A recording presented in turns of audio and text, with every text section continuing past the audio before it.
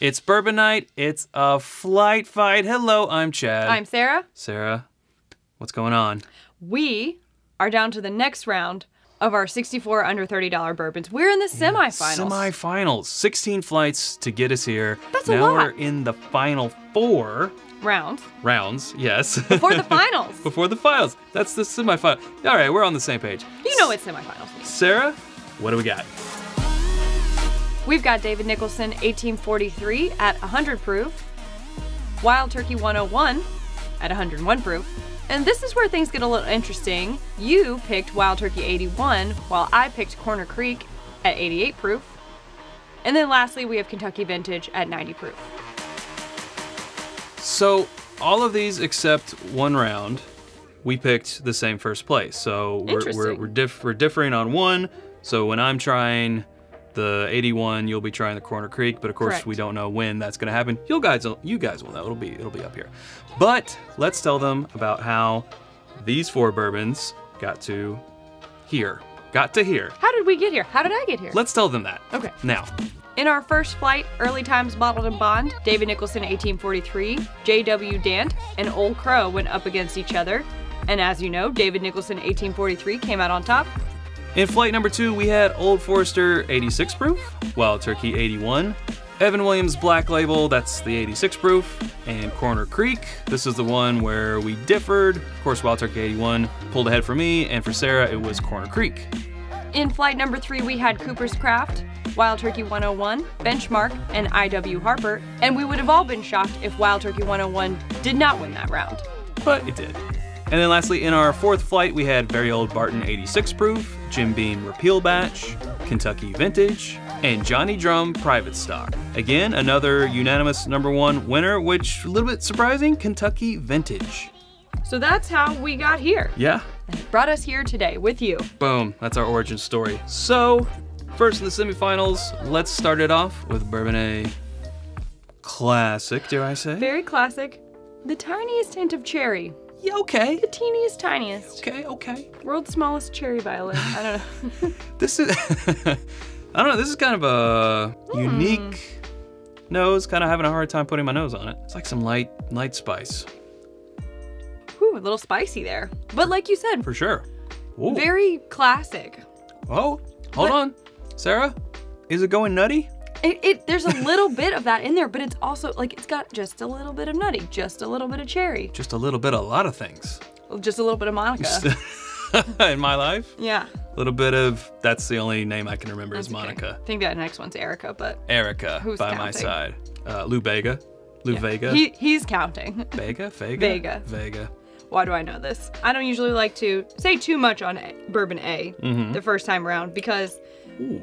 it does change over time and in comparison things can Wood, change. getting some wood in there. I'm thinking that some spice. it's nice. It's treating me real good. Yeah, real nice, Clark. Real nice.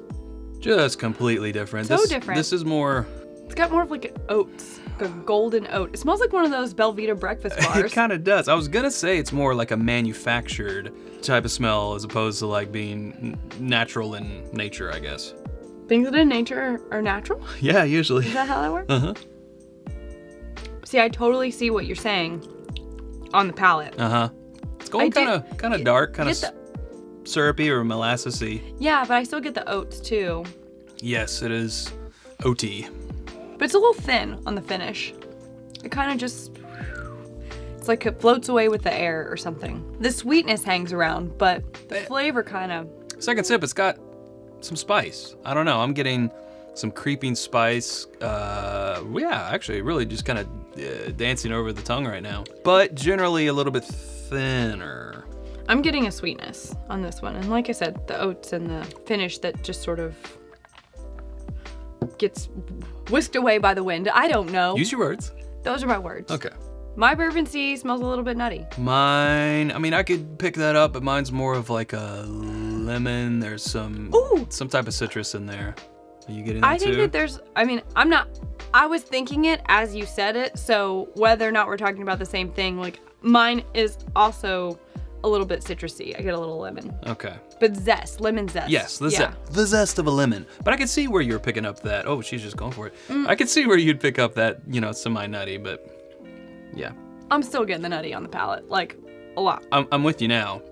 I wasn't so much getting it on the nose, but I'm definitely getting it on the palate. Oh, ooh, the mouthfeel. I'm gonna have to go back for another one, but we might be getting an exceptional mouthfeel. I don't know. Okay, I take it back. It's not like oily, but it is all over. It's all over the tongue right now. It's very rich. It's a little bit of a tongue punch. It does have a heat to it. Yeah, it's also oaky. Yeah.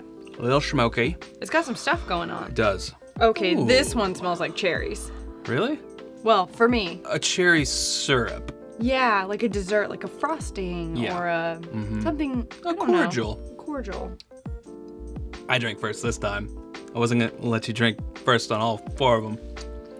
Where'd all that flavor go? Oh, well, my Bourbon D is still giving me all the cherry. Hold on, second go round. Toasted oak, cherry, a little vanilla, very desserty on mine. Perhaps this is the one where we're different. Maybe. To me, this one's just, it's like it's whispering. It's not speaking. It's just kind of whispering. Like, it's in the wind. That's what I said. It's a little thin. I mean, you know what I will say, Chad, is after the first go around, at this moment, I'm feeling like for under $30, like, honestly, I wouldn't be upset at drinking any of these. I do have one right now that I'm feeling is falling a little shorter than the others. Same. I wouldn't be disappointed with the other ones. Yeah. $30? Yeah. It's nice. It is. It's nice to know that this exists out there for under $30. So this is where we're gonna take a little break and we're gonna come back and we're gonna do these for round 2. But we wanna let you guys know this episode is brought to you by us, whiskyambitions.com, where we now have our challenge coins, our batch 1. Yes, and the theme, where can bourbon only be made, Sarah? America. America. It is America's only native spirit. So to celebrate that, we are doing a series of coins of great states in bourbon. Starting off, naturally, Obviously with Kentucky. come on. it's Bourbon where capital of the world. 95% of the world's bourbon. Home of us. Home of us. So the first one is Kentucky, but we'll be doing different states all across the US after that. That's for true. the other batches. Right now, batch 1 is Kentucky. Go to whiskyambitions.com to put in your order for the coin. We also have a new t-shirt there that you'll see. Other glassware, other things. like this. Yeah, these. things like that as well. And do note that the coins are limited to a 500 number run. 500 per batch. Yes. Get them while you can, collect them all, right? Right? Okay. So we're gonna step away, give our palate a little break, come back and do this round 2. See you soon. And we're back. We're ready for round 2. Gonna hit these again. We always say it, Sarah, but things change in round 2. Ooh, I'm still liking this. Very classic, like oak, caramel, vanilla. How can you be mad at that? It's not in your face, but it's there. Yeah, it's a little understated. It is an understated. That's loft. Is that what you have to do? That's a great word, what you said, understated. It is understated. But the taste, I would not call the taste understated.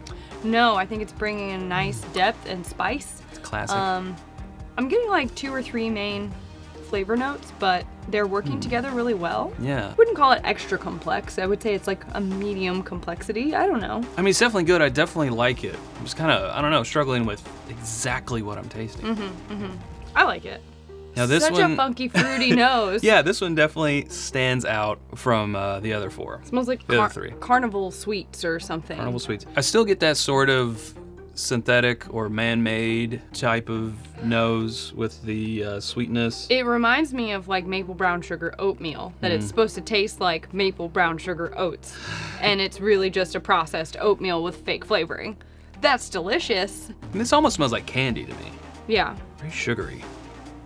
I mean, now this time around, like all I'm really getting is that oats and that syrup. Like you said, I think that's like that maple brown sugar thing that I'm getting, and that sweetness. I'm getting more of a hard candy, like a, I don't know, I'm picturing those crystallized things. Sometimes they're on a long stick, like rock candy. Yeah, like rock candy. Crystallized things on a long stick. You were making fun of my descriptive words. I was making fun of your descriptive words. It's a little sweet. It is a little sweet. A little sweet for me. Now this, second time around, I'm just getting classic caramel, vanilla. This smells familiar, Sarah. Oaky. Oaky. Little smoky. Oh. Definitely with the char and Yeah. the oak, but also a nice little vanilla Yeah. layer in there. Yeah, I like the finish on this one a lot. Yeah. It leaves you with that like a char smoke almost, but just a little. But it also keeps that vanilla in there, so you're not getting too much of either one. So it's not coming off as like too smoky or too sweet. I'm really liking how this hangs around. It's a medium to longish finish. It's just what it's bringing. Again, it's just classic and familiar. This is true. For me, I'm still getting like cherry pop explosion. This one's also just kind of an understated nose. A little bit of burnt pie crust, oddly this time. I mean, like I would describe this as cherry pie. I'm thinking that this might be the one where we're different, but I don't know. Sometimes we just experience things differently. Yeah. I.e. how we got to this place of having different things. Correct. I've never felt cherry pie about a bourbon before. Cherry pie filling, all the way. This one, the only thing I really get is the oak. I feel like this is a lower proof. Okay, I was about to ask you, do you think that you're getting so little because you think that the proof is low? Yeah, I think it's a lower proof, and I think that's why it's not bringing much. It's really just the barrel. I mean, it's fine, but nothing to write home about. There you go. This is that time of the night where we go our separate ways, but we'll stay right here. Yeah. And sort them by our own preferences. By our sorting hat. Yes. Known as our mouth? Oh, for Halloween, we should put a sorting hat on. All right, so I think we should get to it, and we'll come back and let you know when it's results time. See you soon.